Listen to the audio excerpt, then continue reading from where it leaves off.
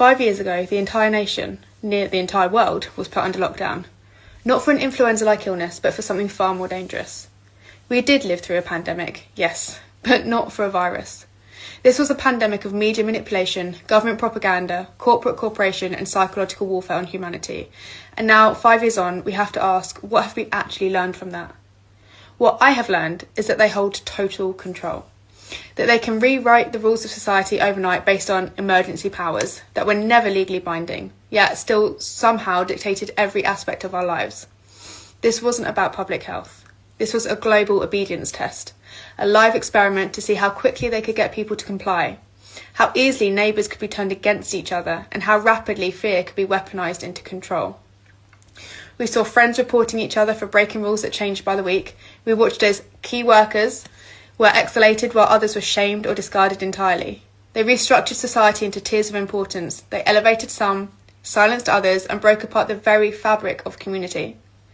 They purposely divided us, masked versus unmasked, jabbed versus unjabbed, compliant versus defiant. While they preached about unity, they embedded division into every single thing that they did. And in the background, they passed protest laws that stripped away our fundamental human rights. They didn't just remove freedoms, they acted as though we had to earn them back.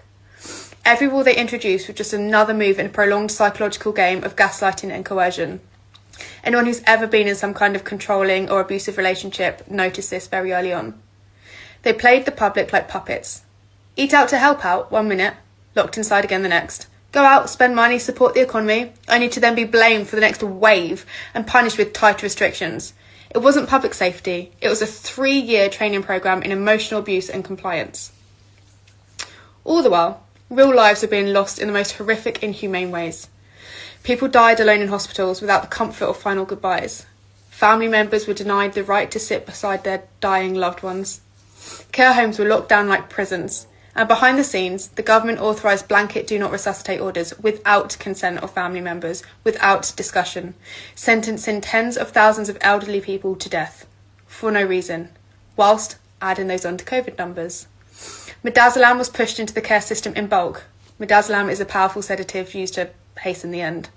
And those deaths were also added straight to the COVID death count.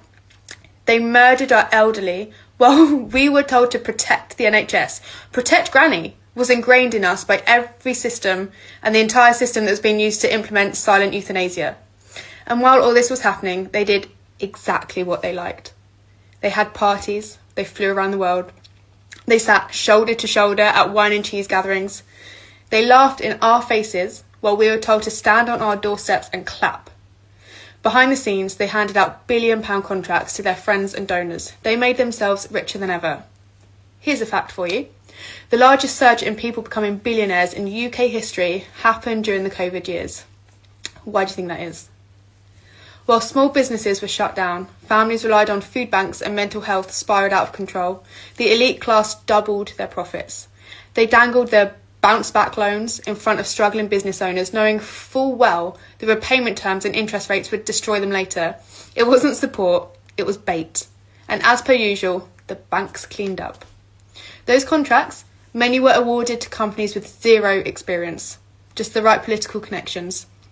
PPE deals worth millions vanished into thin air. Some of the kit never arrived, some of it was unusable, but the money was spent and no one was held accountable even to this day. They got away with daylight robbery.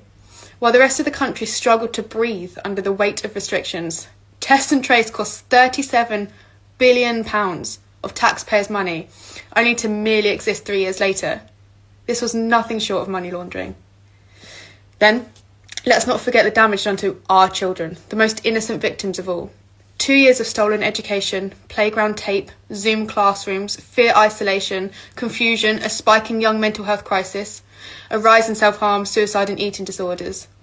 They say it's for their safety, but nothing about that was safe. It was trauma inflicted by policy. This wasn't just incompetence, this was narcissistic, state-sanctioned abuse. It was calculated, it was deliberate, it was control.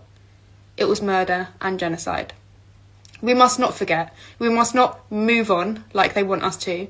We must not let them rewrite the narrative, because next time, and there will be a next time, they'll be faster, more efficient and more ruthless. Let this be the lesson. Your government cannot be trusted. They will never be for the people. They will always be for themselves. They will use your empathy against you. They will use fear to control you. And they will smile while they do it.